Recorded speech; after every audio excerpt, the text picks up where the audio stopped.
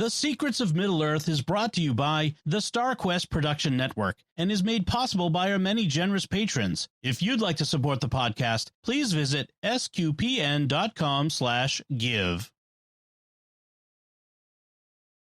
You're listening to The Secrets of Middle-earth. Wait, my Palantir is glowing. What's going... Once again, you foolish mortals have strayed unwittingly into my domain. Yes, precious. They're always poking where they shouldn't be, aren't they? Filthy listeners. Now, your ears must feast upon the tales of my most fiendish servants. Wights, ghosts, wraiths, and of course, my Nazgûl. Oh, yes, the precious Nazgûl. Squeaky, sneaky, slicing things they is. Yes, they is. Quiet, worm. I haven't summoned you for flattery. I have more pressing matters. Some pests require my attention. Tricksy ones? Tricksy hobbitses? Hobbitses? That doesn't sound right. Are you sure that's what they're called? Yes, hobbitses! Sneaky, thieving, furry-footed thieves! It still sounds ridiculous. Hobbitses. We really got to find a more fitting name here. Perhaps halfling. No, not halflings. Hobbitses, they is my hobbitses, mine. Yes, your obsession is noted. But I grow weary of this prattle. I'll leave these trembling mortals in the care of my unwitting servant, Jeff. Poor Jeff. He doesn't know he's coming, does he, precious? No, but he will. Now go. Amuse them with their tales of terror, while I deal with these hobbitses. No, definitely halflings. Oh, pardon the interruption there, and welcome back to The Secrets of Middle-earth, where we discuss the hidden themes and deeper layers found in the works of J.R.R. Tolkien, whether in his writings or in any of the media derived from them. I'm Jeff Haecker, and joining today again are Thomas Franken Salerno. Hey, Thomas. Hello, Jeff. And Patrick Mummyson. Hey, Pat. And Rob Leonardi. Hey, Rob. Hello. Yes, and I didn't do the accent this time, but... Wait, you weren't doing the accent?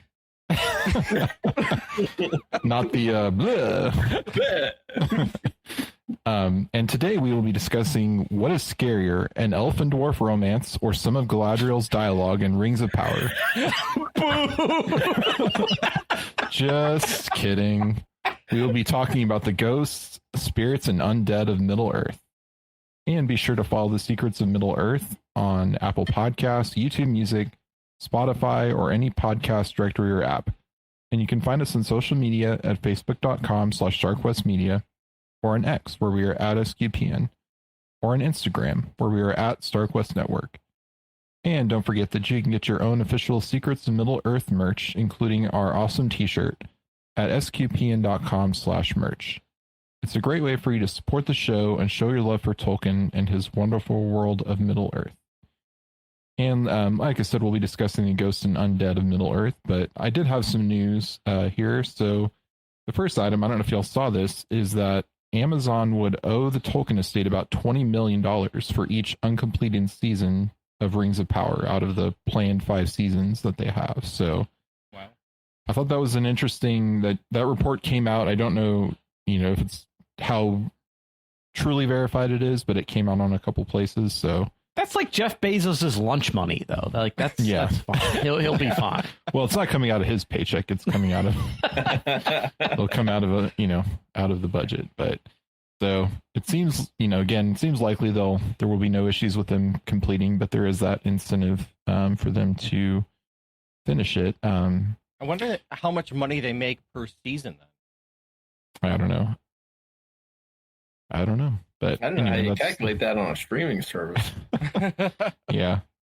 It's all, made up numbers probably. So, But anyway. So As the somebody other who does points don't budgets matter. for a living, that's a little bit of witchcraft that you need to do those. Yeah. Got a witch king in there crunching the numbers. And the other news I had was about some books that are actually coming out, and one of them is actually an unpublished fantasy book by Tolkien, or I believe it was already published earlier this month, and it's called the Bovadium Fragments, which is about a scholar in the future looking at evidence of a society that is now lost due to worshiping automobiles.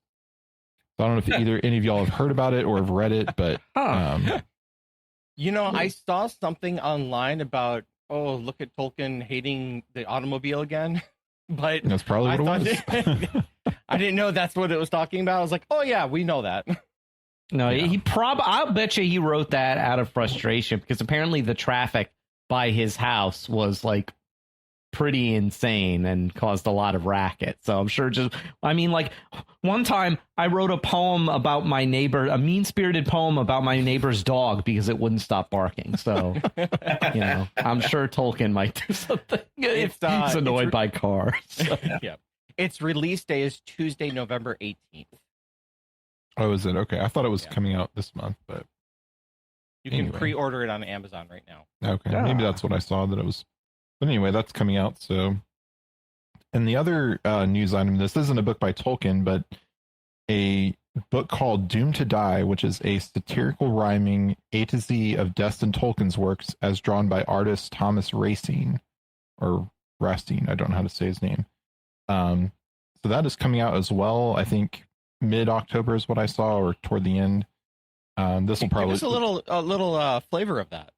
Yeah, and I have it on here. So, and I don't know if this is from the book. This is what I found online, but it was A is for Arwen, broken by sorrows. B is for Boromir, punctured by arrows. C is for Celebrimbor, hung out to dry. Ouch. Oh. So that's vicious. So that is the news that I saw. Did any of y'all have anything else to news items? Nope. All right. Well, we can get into the topic of discussion then, which is, as we said, ghosts and the undead of Middle Earth. So I kind of have just a bulleted list of the kind of the spirits and ghosts and things to talk about, but feel free to jump in with anything that y'all have. So I thought, since we just finished talking about the Quinta, Silmarillion, I thought, what better place to talk about elves who might linger in Middle Earth. So I was curious, if anyone wanted to speak on this, as we've kind of discussed, that elves who linger in Middle Earth for too long their bodies will be consumed, and because they are living in two worlds, in both the physical and the unseen world. But if they are consumed, and I don't know of a case where that happens because if they linger too long, I don't know if any of y'all know of any cases in the canon. Not in the canon. There are some cases in like RPG stuff and like ancillary materials, but fan-made stuff, but nothing in the canon that I know of. But a lot of the notes regarding this material I actually read recently. It's in The Nature of Middle Earth, which is one of the newer collections of Tolkien's fragments and notes that was released. There's I think a whole section on Elvish afterlife and what happens if they stay in Middle Earth and become they're called unhoused spirits. Their Feyar, or their spirit, becomes, it consumes, like you said, Jeff, it consumes their body and they become this kind of lingering spirit, usually of regret, or in some cases, anger. So they don't tend to be very friendly spirits. So it's kind of like a haunting, basically. They stick around and just sort of make the place uncomfortable for whoever happens to be there. That's what it seems like. Yeah. And they seem to stick to a particular spot that's associated with their lives or memory and stuff, and just make it unpleasant to be in. That's interesting. And they don't move on, or they don't, get re-embodied or anything at that point? Like, nope. Yeah, they almost become tied to the place that they now are associated with, and they don't move on to Valinor or the halls of Mandos or anything like that. And that sort of like longing for their body seems to be what causes them to go bad after a while. Like at first they sort of are almost like neutral spirits or sometimes friendly, but then the longer they stay in that state, the more prone they are to be corrupted by bad negative emotions. Huh. That's interesting. But it's just from fragments of Tolkien talking about what would happen if they stuck around too long. Yeah. It's all in. I forget what the section is called, but it's in the nature of Middle Earth. I wonder, because we didn't really talk about this when we finished the Quinta last time, because we ended with Melkor getting thrown into the timeless void, but there is which isn't part of the canon, so this is something that's not in the kind of final canon of the Silmarillion, but the Dagor Dagorath, which is a Ragnarok type of last battle. So, if that had ever been, if that was in Tolkien's mind, I wonder if if Morgoth could have pulled these evil spirits, or these spirits as part of his forces against the Valar and the elves and whoever, all the resurrected heroes and whoever else is there. I wonder if that would have been part of that. Right. In I think it's in the RPG, which I haven't played, but I've looked at a lot of the source books, the One Ring, and it's also called in 5e, it's called the just Middle Earth role playing. But they have a scenario where Sauron actually recruits one of these unhoused elf spirits he's gone bad. He's been consumed by regret and resentment. And so Sauron is able to like recruit him, and like the way and apparently, at least in the context of the game, it's like these unhoused spirits have difficulty like interacting with the physical world. So what Sauron does is that he uses necromancy to make it so that this elf spirit can temporarily possess this orc character who becomes almost like the mouth of Sauron and like speaks for him, essentially.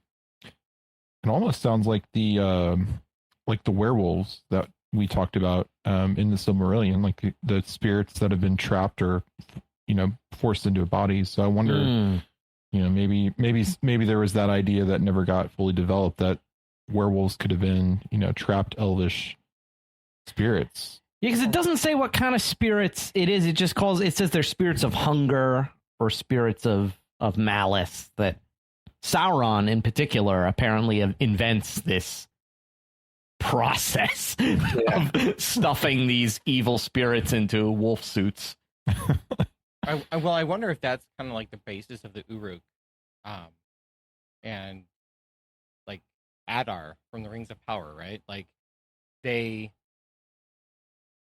kind of are more down this line of kind of turning into an orcish fiend instead of just being the elf that they could be. And even like the orcs that they have now, are those souls coming from possible leftover remnants of elves that have died or have burned? And do they get recycled just like the elves that end up going back to the Hall of Mandos can come back? It feels very much like a take on what would go wrong either way. Like, so elves who become far too material based would be orcs, right? And then elves who are just spirit would be these unhoused. It also kind of strikes me as sort of a version of like elven hell. Yeah. Because they don't have, they all go to the halls of Mandos, good, evil, whatever they did, that's where they go, and they can resurrect from there. But this would be like an alternate destination. And, I guess the question is what happens to them in the end? Because they're technically still tied to Arda. Like, literally now. Right. But the wrong part of Arda in the wrong way. So it's an interesting concept. Yeah, because like we said, there hasn't been a canon example, so we don't really have a full idea of what it would be. But and I just remembered there's a kind of orc, and I don't think this was used in later versions of the Legendarium. That's called a bulldog, and it's an orc that houses an evil spirit. A bulldog? No, it sounds like that, right? Bulldog, Boldog, and maybe because it's so similar to bulldog, Tolkien rejected it and didn't use it. But it's basically. I know some bulldogs that could be orcs, orcish. But sorry no, yeah, to all you bulldog lovers. But yeah, on Tolkien Gateway, it says that what does it say? Yeah, that essentially they're like this orc that's been possessed by an evil spirit, or an evil spirit that's given a temporary orcish body. What kind of evil spirit needs to inhabit something that's evil?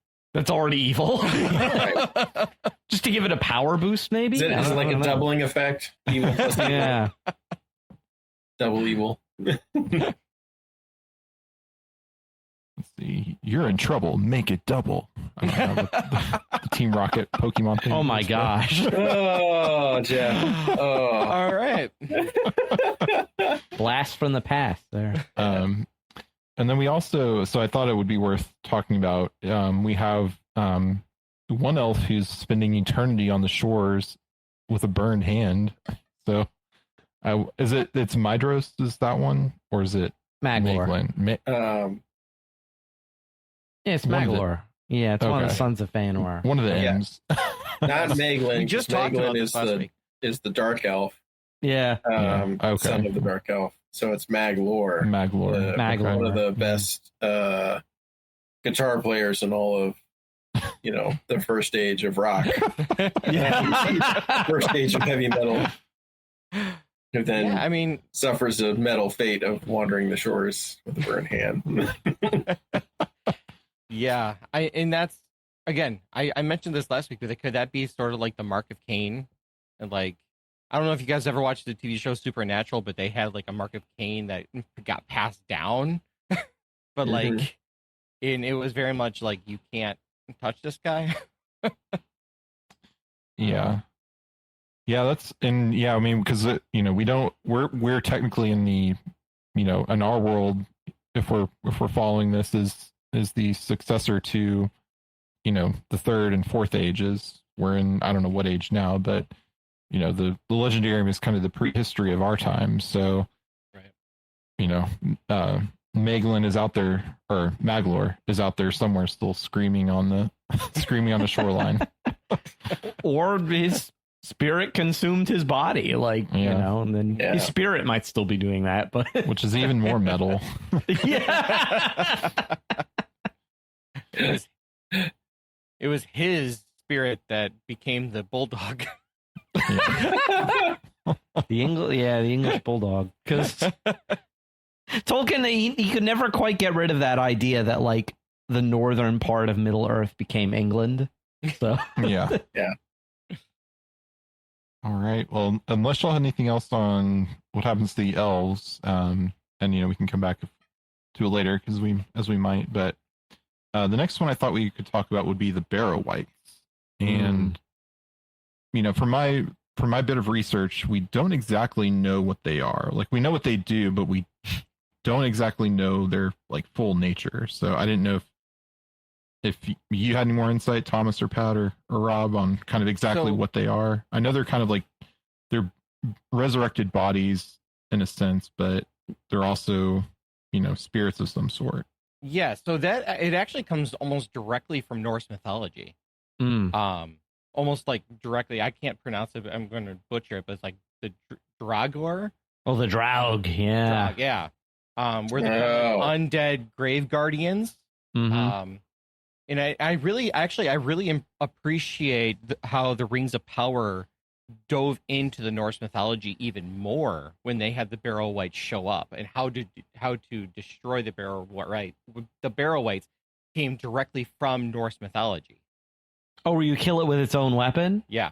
Really? That's in the sagas. Wow. I know that. Yeah, I remember reading, I think it's in the appendices somewhere, that the barrow-wights, at least in the Third Age, are the product of the Witch King. Mhm. That he sent evil spirit when he was in control of Angmar. He sent evil spirits that are never again, we're not told where these evil spirits come from, but that he sent them to possess the bodies of these ancient men that had been buried in the tombs and essentially reanimate them. Okay.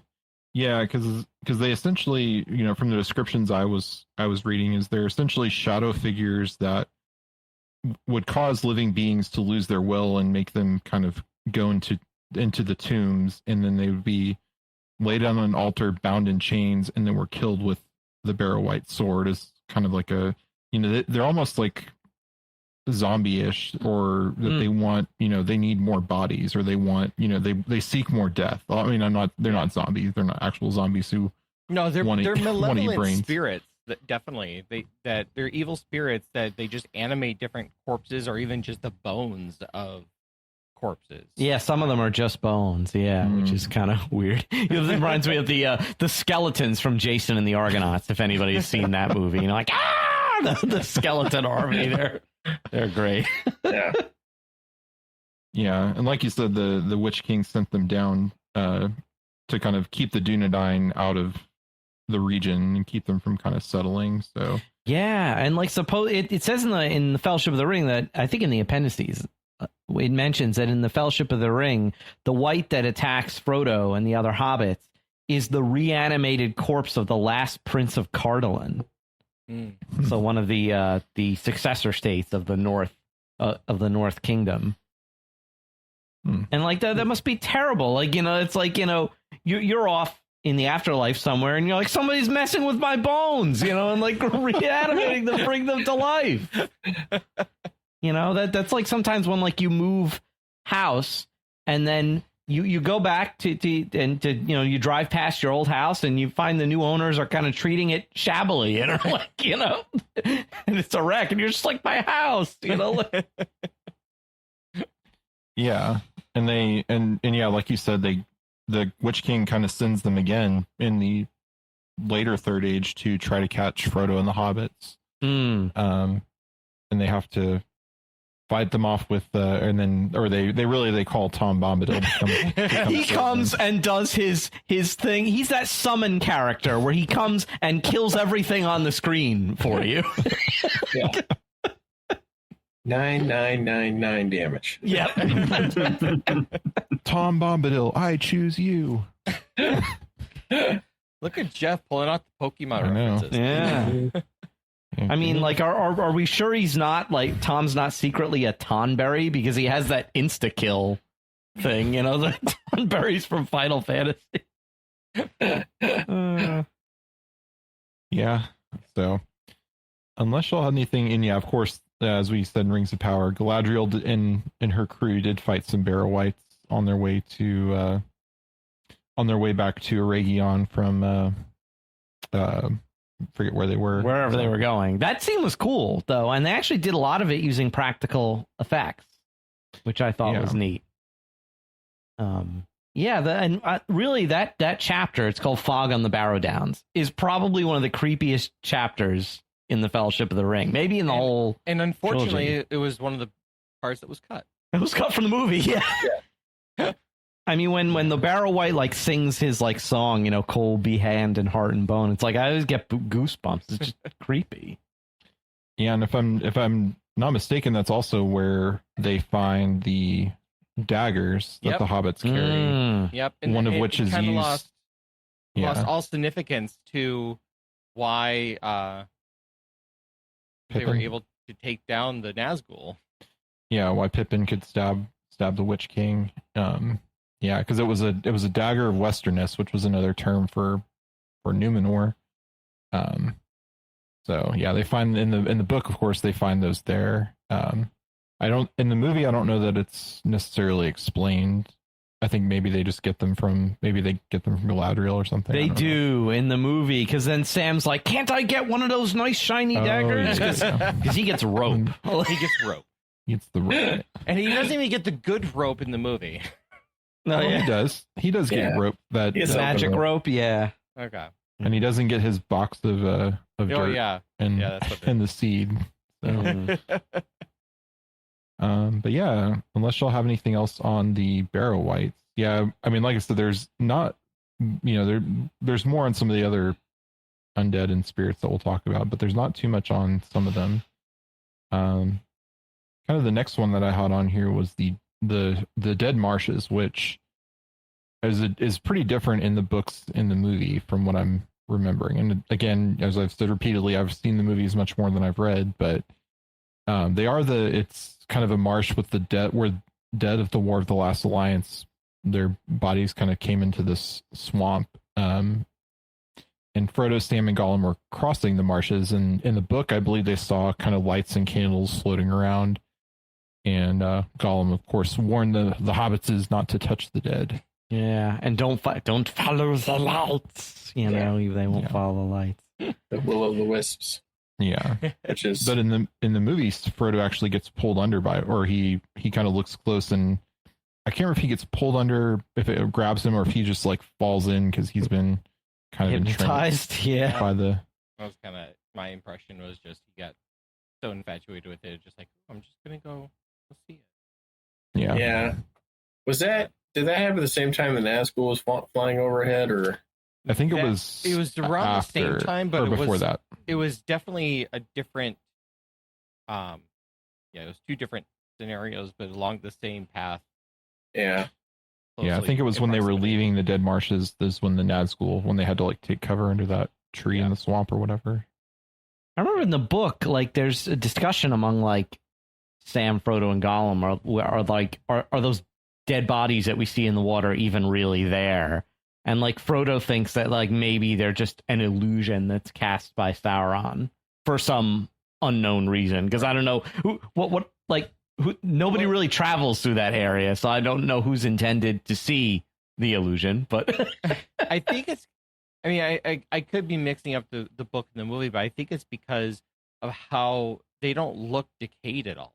Like what they see is just as if they had just fallen asleep. But it was supposed to, it was apparitions kind of ghostly figures of men, elves, and orcs.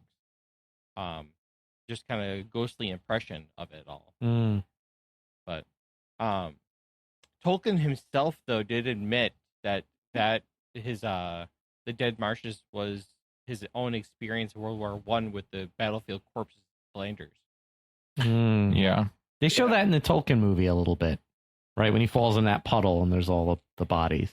Yeah. And not only that, but there's a deleted scene in which he talks about the war, or the army of the dead, and how all these people are coming in and they leave it as an army of the dead. But oh, okay, yeah, because if you ever want a good picture of what a World War, and I don't think it's Flanders, but it's on the French-German front. There's a painting. It's called Hell, and it's mostly in yellows and greens, but it's these guys trying to make their way through the blasted, hellish landscape that is front lines in World War II. And yeah, like death is, because the guys would get killed in no man's land and you couldn't recover the bodies. And so you would have to just get used to being around corpses all the time. And it was that kind of nightmarish sort of existence. So that makes sense. Like, yeah, there's a famous, it's either an image or like a report that I read of like somebody in World War II, just like he stops to eat a sandwich, like amidst the corpses. He's even sitting on one and like using it as a bench while he eats. Yeah. And he's been, because to him, it's just like you say, Pat, it's just become part of the background. Yeah. Like he's become so used to it.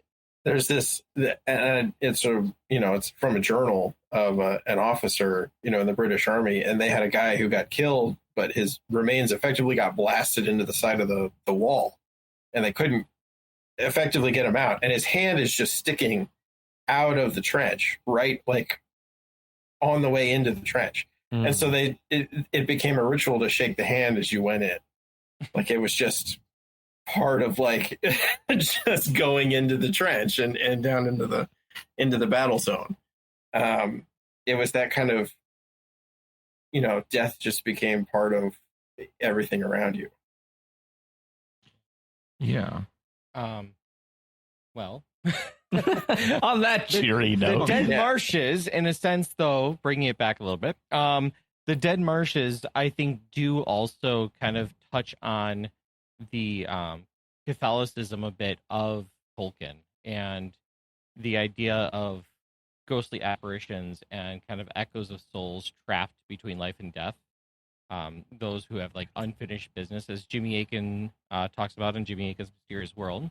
The souls in purgatory that can come and appear and have unfinished business. I don't think it's that. I think we have something that is later on in this podcast that will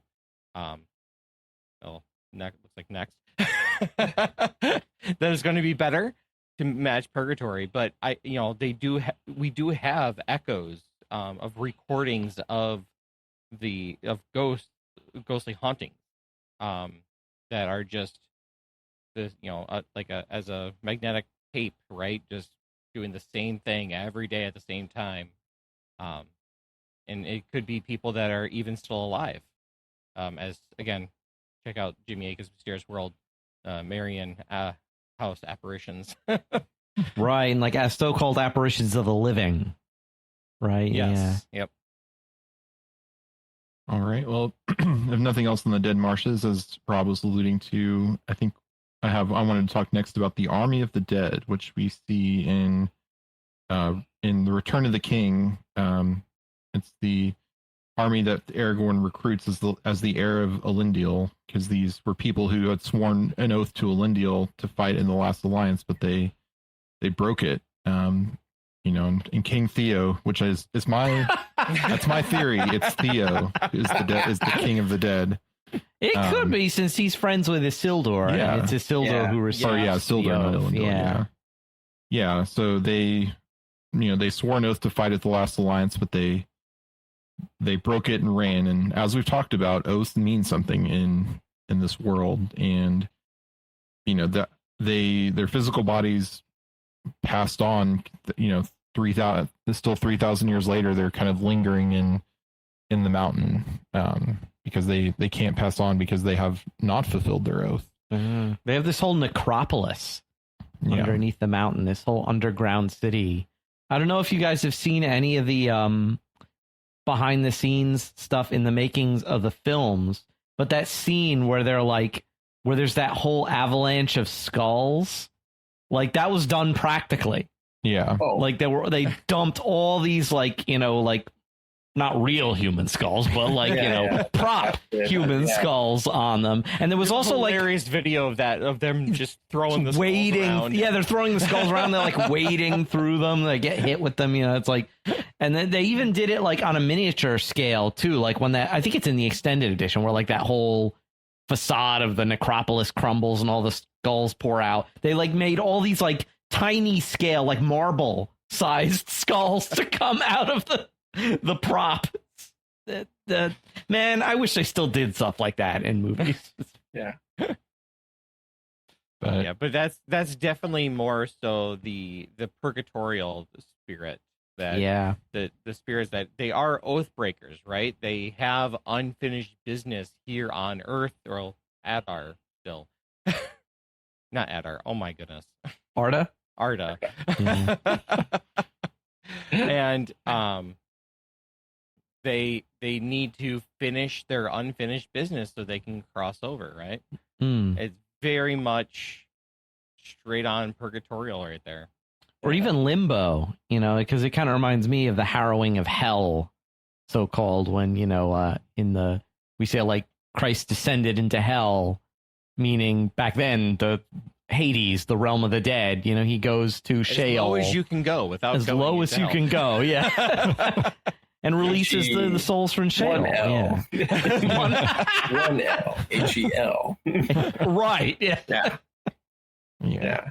I like it as a just this moment where they're giving the oath, you just see like Mandos perk up. And then when they opt not to do it, he's like, "You chose poor me." Yeah.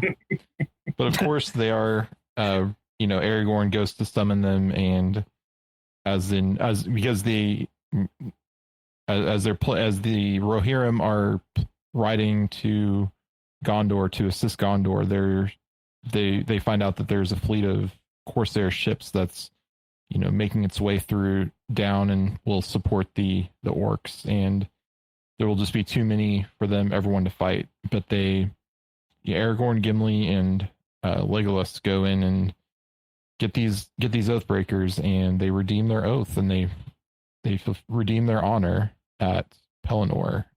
And I like it in the movie when the boat comes in and the orc is like, I forget what exactly he says. It says, "About time, you scurvy pirates. There's enough work that needs doing." And it just drops, and you see Aragorn, Legolas, and Gimli jumping off, and the orc's just like, "Who are you?" Or is like, and he's like, and then it says, you and what army? They make the you and what army joke, right? Is that part, or is that is that against the Corsairs? Oh, can't remember. Because it's confusing. Because in the books, that they're not at Pelennor. It's the big battle with the Oathbreaker army is at Pelargir, so it gets very confusing. Yeah, Pelargir, Theo, come on. Yeah, exactly. Yeah, more evidence. Where's our weird conspiracy wall with My all red this? string theory? Yeah. He's not the witch. Sorry.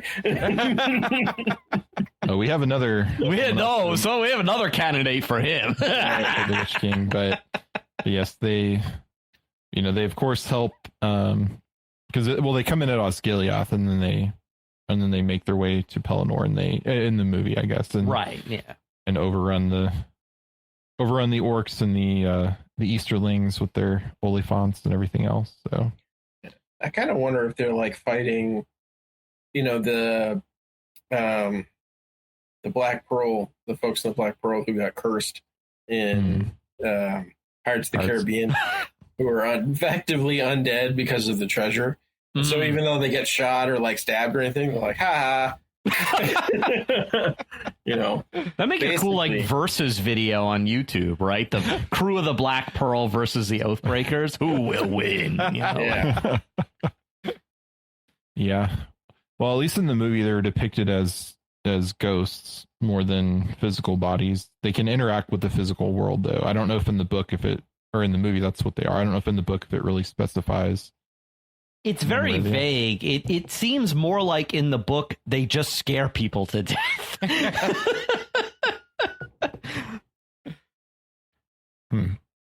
I think Tolkien intentionally left it vague, and I think that in the book it makes it more effective. Yeah, and creepier.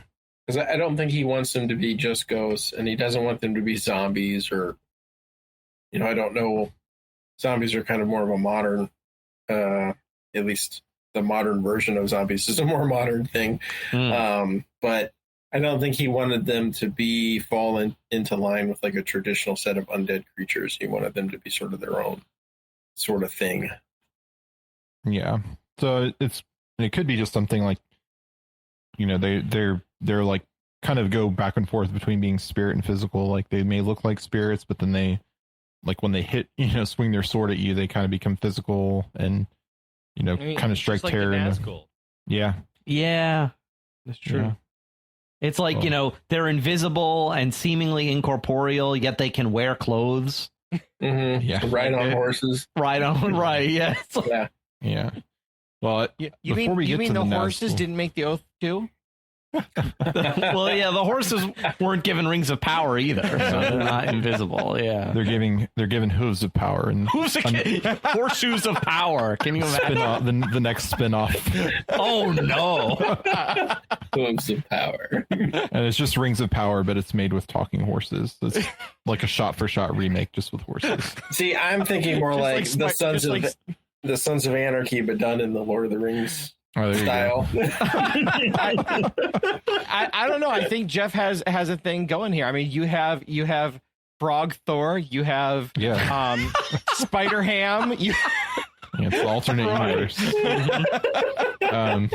Ace the Bat Hound. Yeah. Mhm. Well, before we get to the Nazgûl, I thought, because I kind of want to have them toward the end, I thought one more kind of undeadish type character to talk about is the Mouth of Sauron, which is kind of open to interpretation as to what he is. And, there's theories that it's Kemen from Rings of Power is the Mouth of Sauron. That'd be hysterical. Who's been converted and twisted into this thing. But, I don't remember. That fits well. So, because he's supposed to be a dark or a black Numenorian. Yeah. And so he's forgotten his name and is hideously deformed. And a sorcerer. Is he a sorcerer? I don't think so. Yeah, in the book it states explicitly Okay. that Sauron taught him fell sorcery, and so he's lived Okay. for thousands of years, and yeah. Yeah. I saw a picture the other day. It was like if you took the movie adaptation of Sauron's eye and the mouth of Sauron and just what that would be.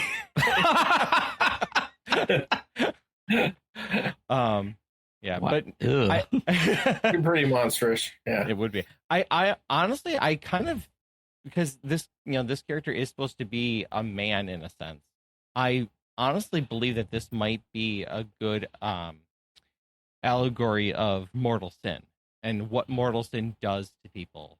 Yeah, because he's been like completely twisted.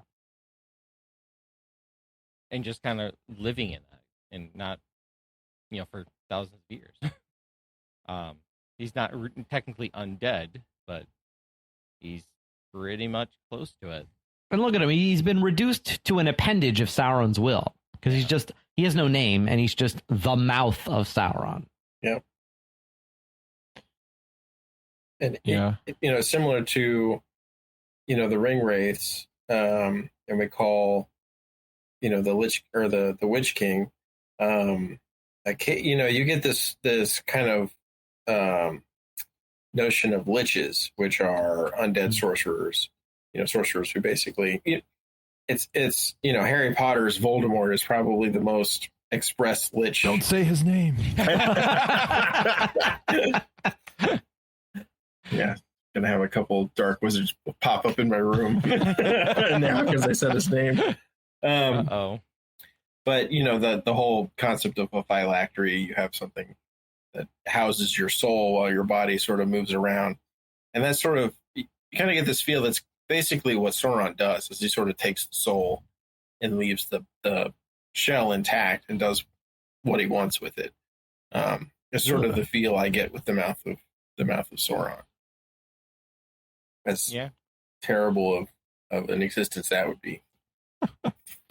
Yeah, and if it is Kemen, his mom did prophesy that he would have a most ill end. I forget exactly what the quote was, but it was his mom before she died did say something along those lines, or a fate worse than death, or something. So. Well, when you name your kid Dirt, because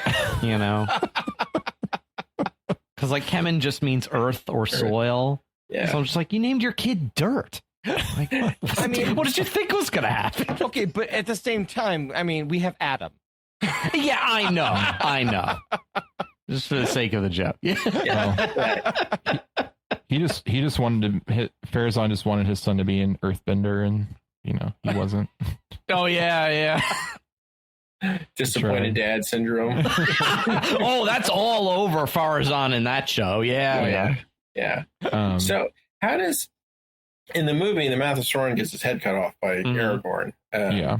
You know, in the I don't like what you said to me, so blam. You know, That concludes negotiations. that's right.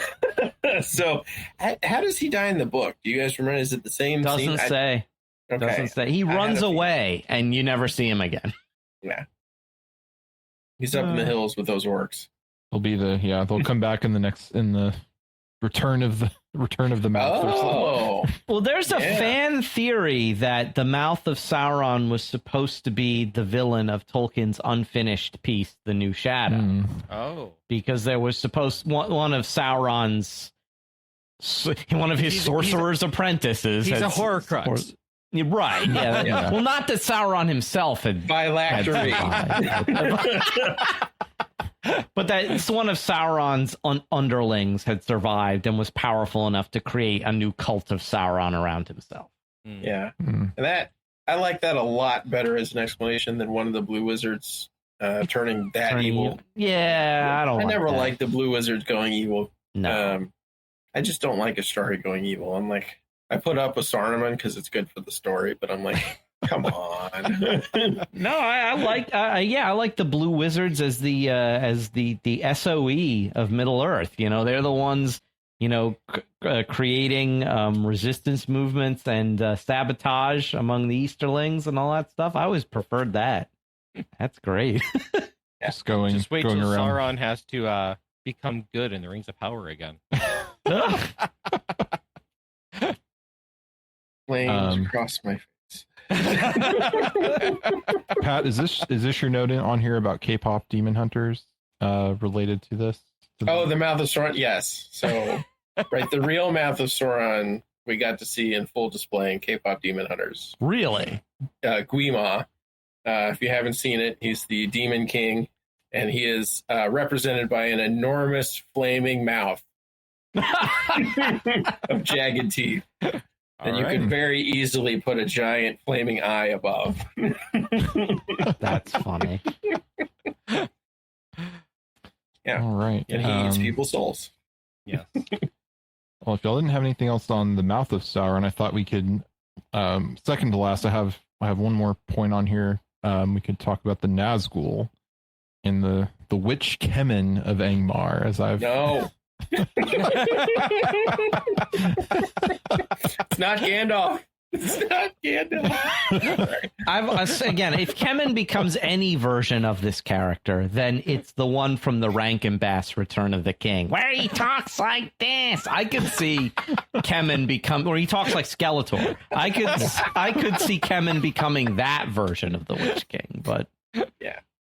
But to explain, for if you've never read the books and didn't, I mean, you've maybe seen the movies. The Nazgûl are the kings of men who took the 10 rings that Sauron created, or not 10, sorry, the 9 rings.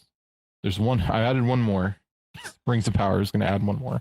they just might. Yeah, who knows? Who knows? They made him out of order. Yeah. But they were given to kings of men, but they were, of course, made by Sauron, and they are bound to the One Ring. So they, slowly became, basically become race in the unseen world, but they're still exist in the physical world by their cloaks and armor that contains their spirits, I guess. And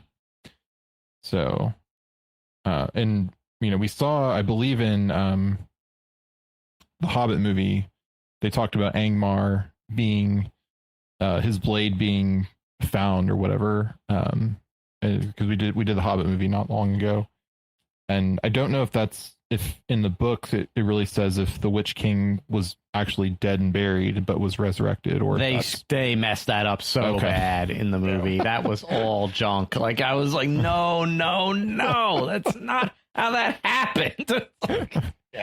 Yeah. Similar to Sauron, because he's basically like a finger of Sauron. It's effectively an appendage, right? You think about like hands, 10 fingers, right? So Sauron wears the one ring on one, the Nazgûl are the other 9. And So they're effectively his. So when they die, quote unquote, it's the same thing when he dies. They just turn into spirit. Yeah. Phylactery. No.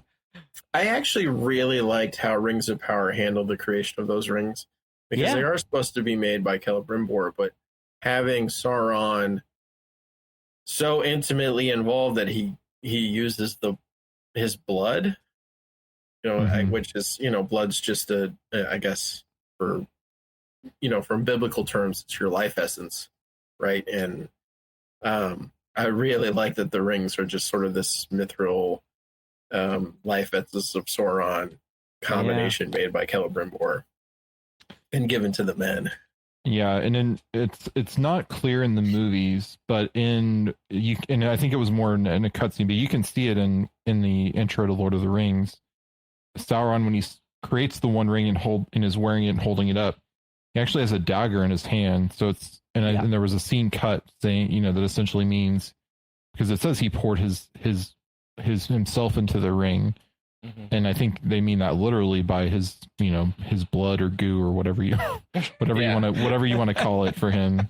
Guron. But yeah, so it ensnares these men and they become the wraiths, and you can only I think in the books it's talked about that they only their eyes can be seen within the cloak, and they're kind of glowing eyes, and you don't see that in the movie because you just kind of see the. Now I was wondering, there's a fan debate, and I'd be interested to get your guys' thoughts on this, because Tolkien is never explicit about it. Some people think that the Nazgûl, because they're always invisible, that means they're always wearing their rings. Others say that Sauron is in possession of the 9 rings, that the Nazgûl are that they don't need the rings to be invisible anymore. They're permanently invisible. And that Sauron sort of holds them in Barad-dûr, and the ring wraiths aren't actually wearing them. So there's these kind of 2 schools of thought about that. I could definitely see, like, if we're going back even to how we talked about with the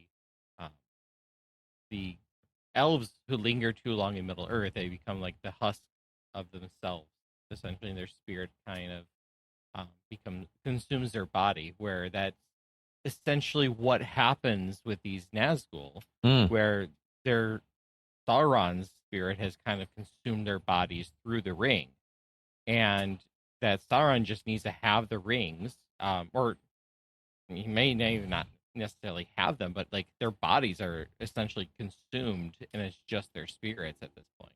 Yeah, and like you can't see anything, right? Like. Yeah, Gandalf even says in the books they have to wear clothes to interact with the living, because otherwise you would see nothing. Right. Yeah.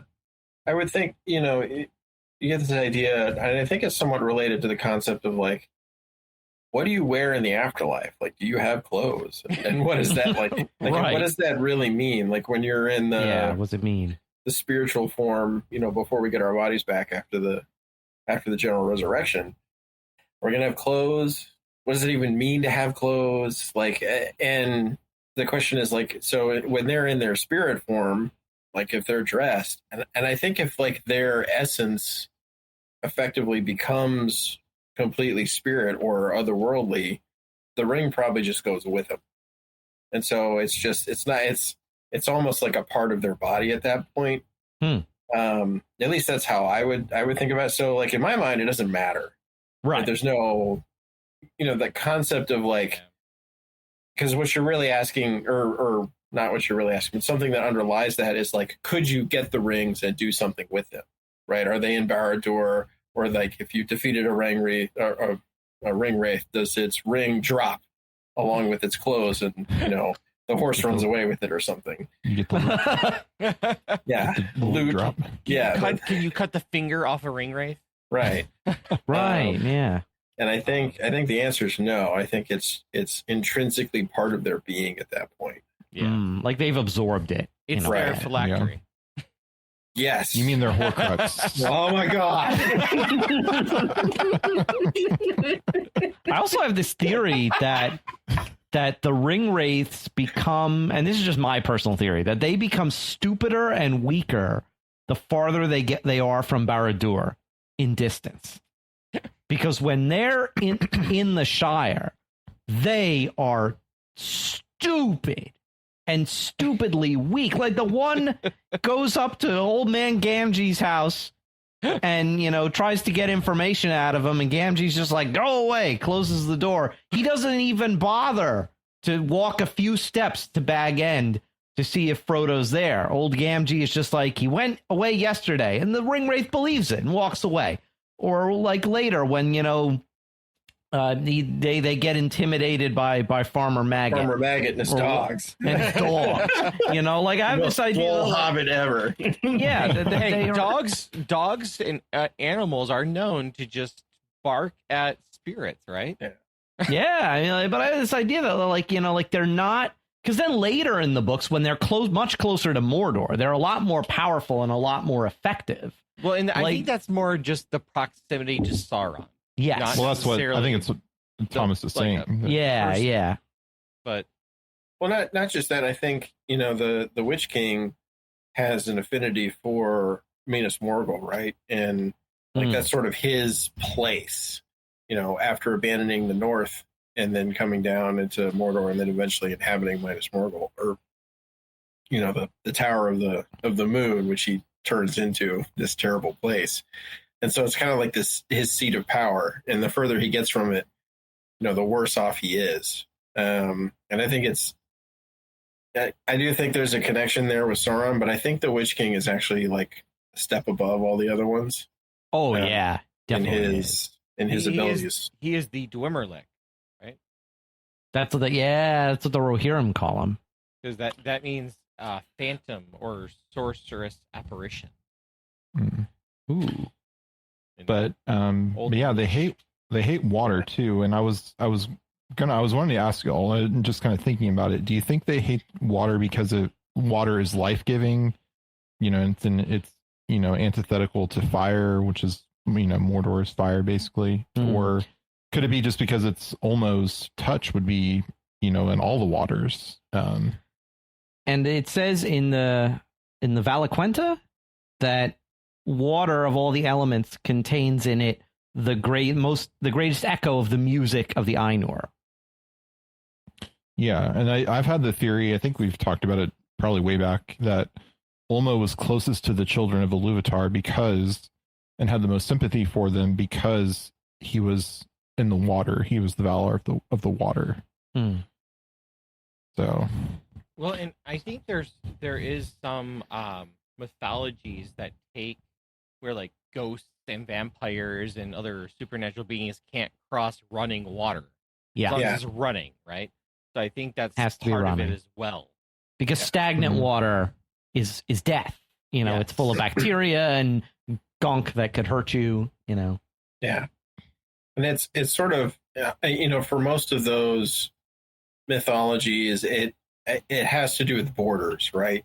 Like this is the ghosts or the gas or the white's home, and it's not going to cross these borders, and borders are almost always water, right? The vast majority of borders, except for here in the United States where we just like to draw straight lines out west. Most of our borders are rivers or oceans or lakes, and that sort of applied, to most of the terrors, of the night back in the day, whether they're ghosts or vampires or whatever. Vampires had the extra onus that they had to take their land with them if they decided to cross running water. They could get away with doing it, but they just had to bring a bucket of dirt. That's why that's in Dracula. Yes. Oh, okay. I thought Bram Stoker made that up. No, I mean, it's the, vampire lore. If you really go down the hole, the deep, deep rabbit hole, vampire hole, and you get to a lot of different stuff, effectively they're folk demons is what they are.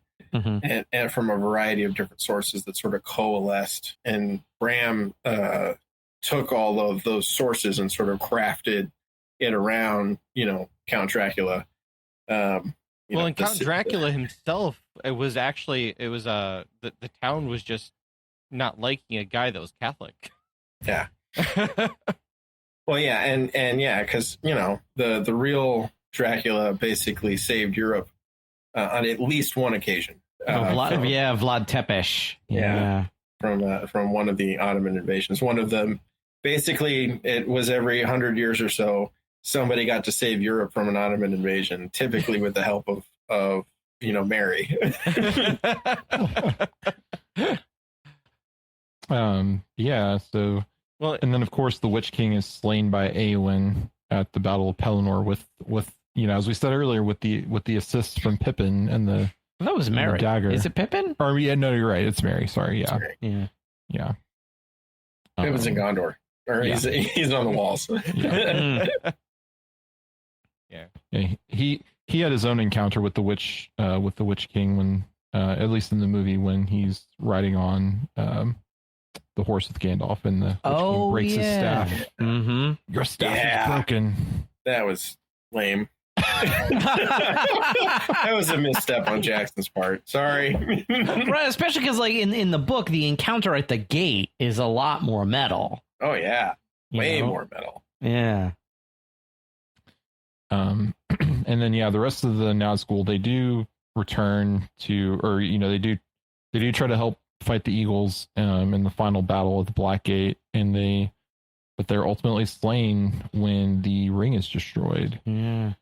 Oh, there's an alternate ending, like an early draft where the Nazgûl play a bigger part where they actually get to Mount Doom and try to confront Frodo about the ring. Where like the thing is like that they're going to pretend to be, and the Witch King's still there. He hasn't died in this earlier draft, and they pretend that Frodo is the new Ring Lord. They're like, oh yes, Master. Meanwhile, they want to seize him and bring him back to Sauron, and then Sam kills the Witch King. Oh wow! Does he hit him with his frying pan or something? That would be amazing. Frying pan of Westerness. Makes the most amazing stew.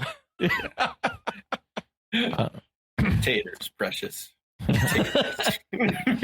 But yeah, then the Nazgûl is destroyed, and I just want to throw this out to y'all. Do you think these Nazgûl, because they are men, will they go to the halls of Mandos, or did the ring corrupt them enough where their spirits just kind of like the elf spirits who are unhoused, like we were talking about? Do they kind of just fade and become, go out into the ether, never to reconstitute in any way? I was just curious if y'all had any thoughts on or theories on what happens to them. I would just assume that they go on to, what men face, basically, which I assume is judgment. Right. Well, don't men also go to the halls for a brief time? Yeah, it's like a stop off. Yeah. The way station. Peter checks them off. Yeah. Okay. Right. Yeah. Well, and I wonder if they'd be like, if they would be like Fëanor and, oh, you were the Witch King, you got to stay longer. It almost you got like a waiting room over there. Yeah.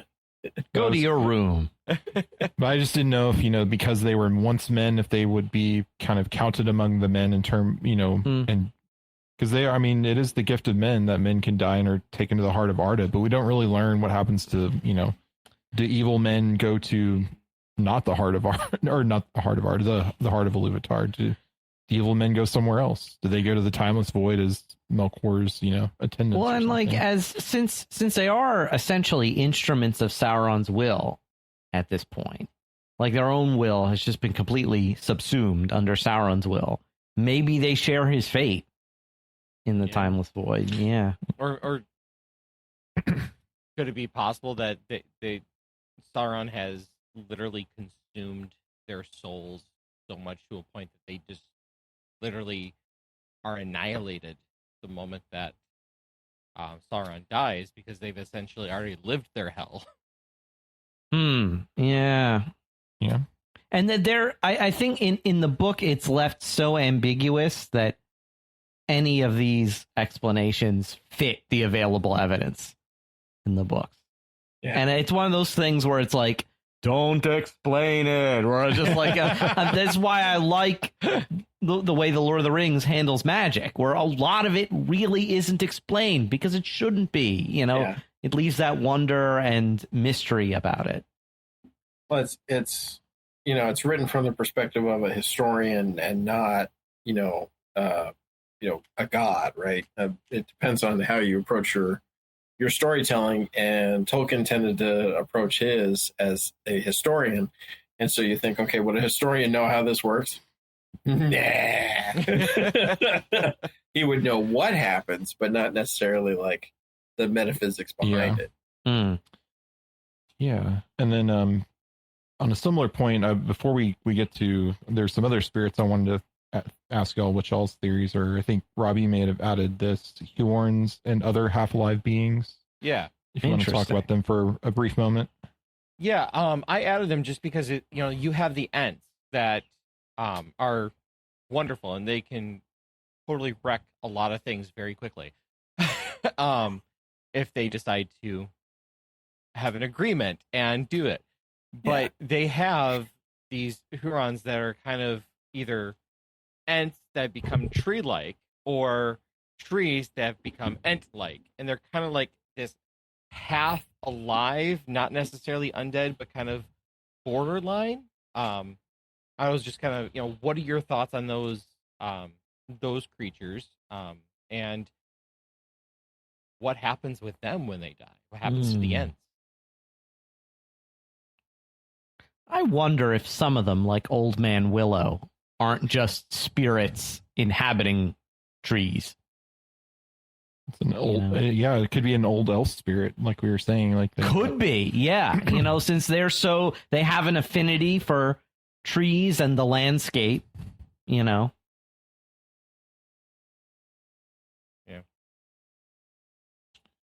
Well, and if no other thoughts on those, I thought I would just put, similar to the Nazgûl question, I thought I would pose that what do y'all think happens to the Maiar spirits once they die? So Sauron, Saruman, and Balrogs, and any others. We kind of get in the book, if I'm remembering correctly, Saruman kind of floats off into the ether and is just kind of still there, as a spirit, but I didn't know, Sauron, we don't really know what happens to him, or, Balrogs when they die, so... Well, clearly, Gandalf dies and comes back.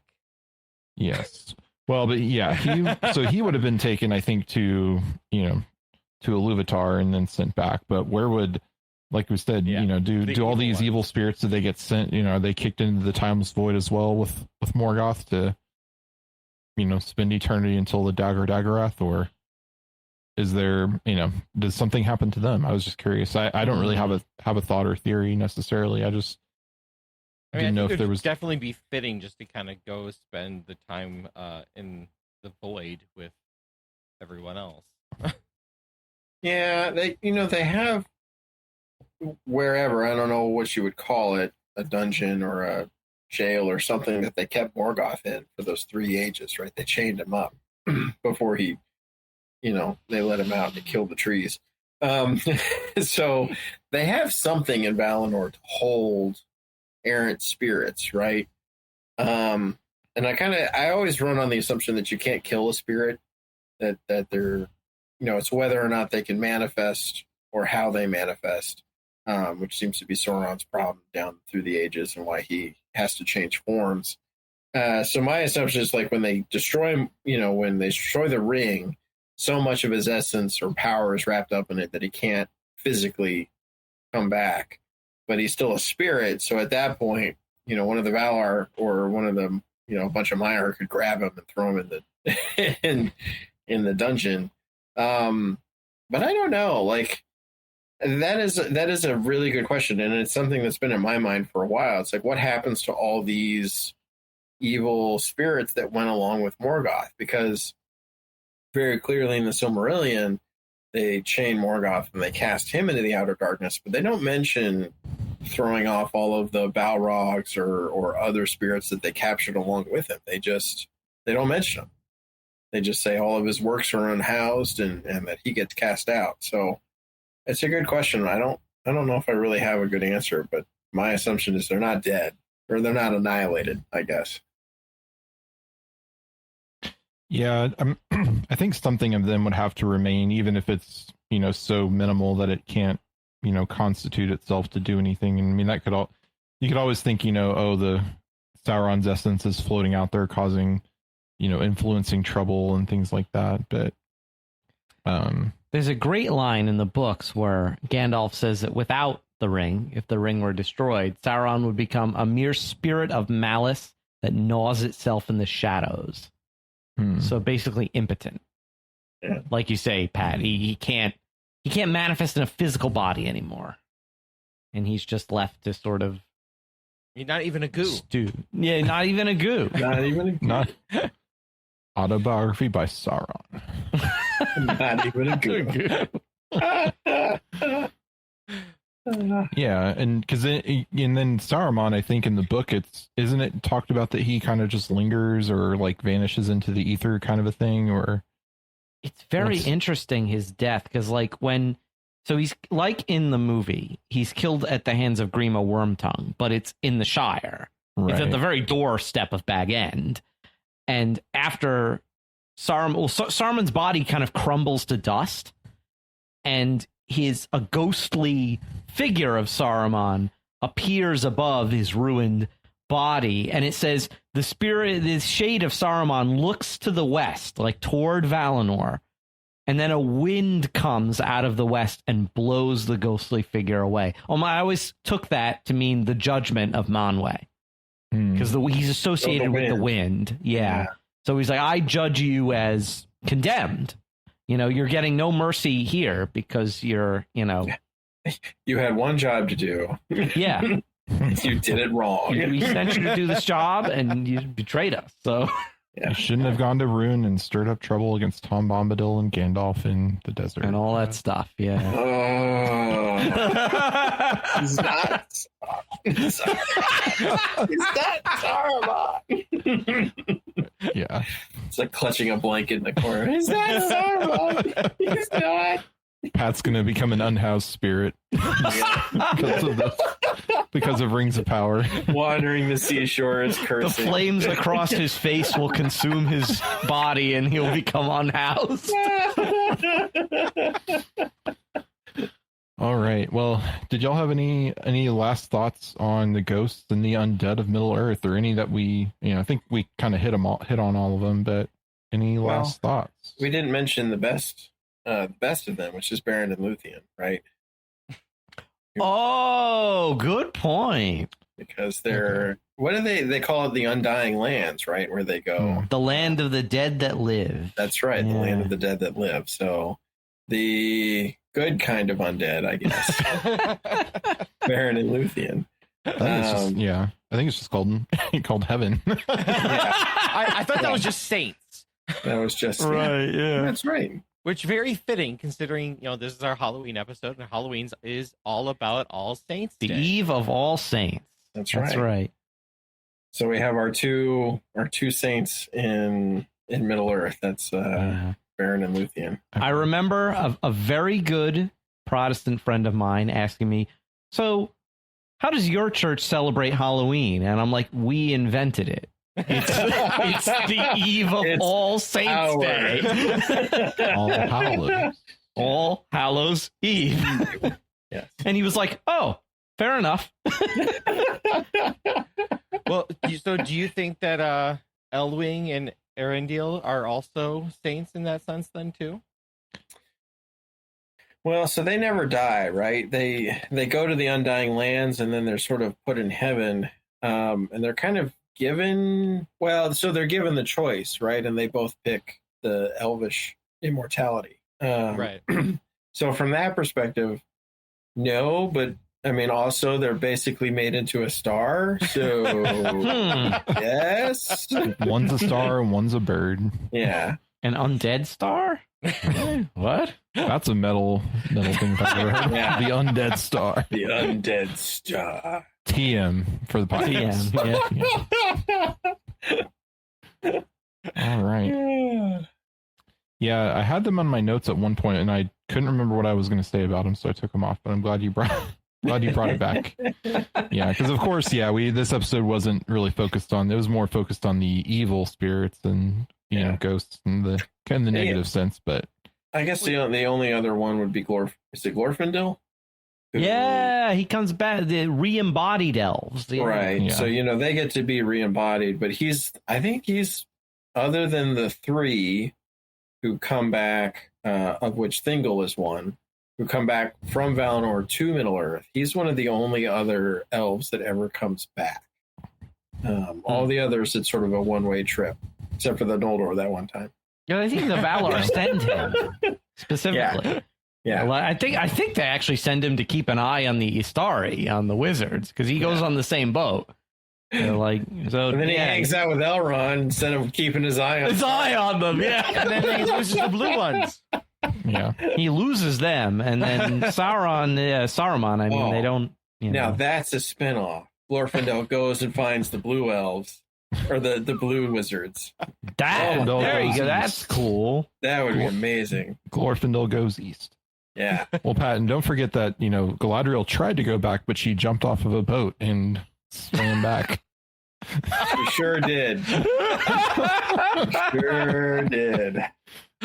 And apparently, as you go to Valinor, you see this bright light and become mesmerized and start singing in unison. With clouds of birds part the way. Yeah. Was that what that was? I think there were birds flying. I don't remember. It's been a while since I watched the beginning. It was Elwing.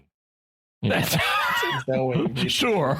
we can headcanon it. Yeah. All right. Well, I think that's enough poking the bear tonight against Pat. So I think next up, speaking of death and doom, we will be finishing the Silmarillion with a 2-part discussion on the Akalabeth. And after that, we have our 100th episode of the original podcast run. So we do. Yay. So it's not our relaunch run. We still would have about 28 more after that to get there. But we're getting close to that 100. So but for now, that is it for this episode of The Secrets of Middle-earth.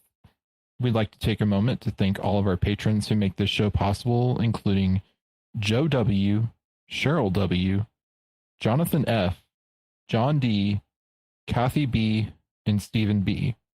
Their generous donations help us to continue to create The Secrets of Middle-earth and all the shows at StarQuest.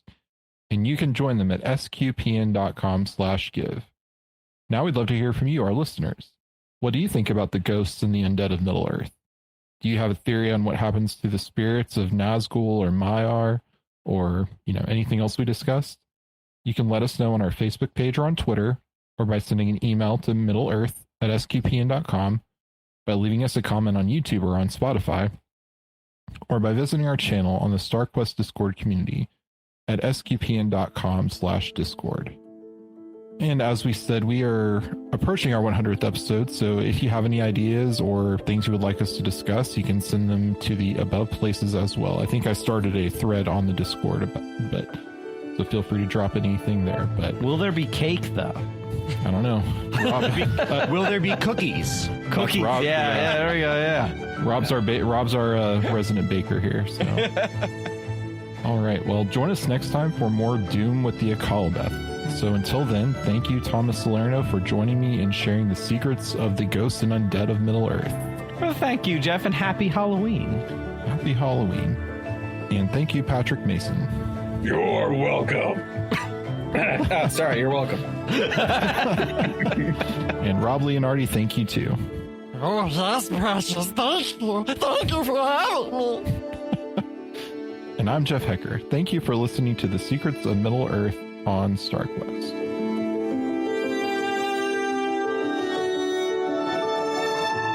Here's another show on the StarQuest network you're sure to enjoy, The Secrets of Star Wars. Find it wherever fine podcasts are found or at sqpn.com/Star Wars.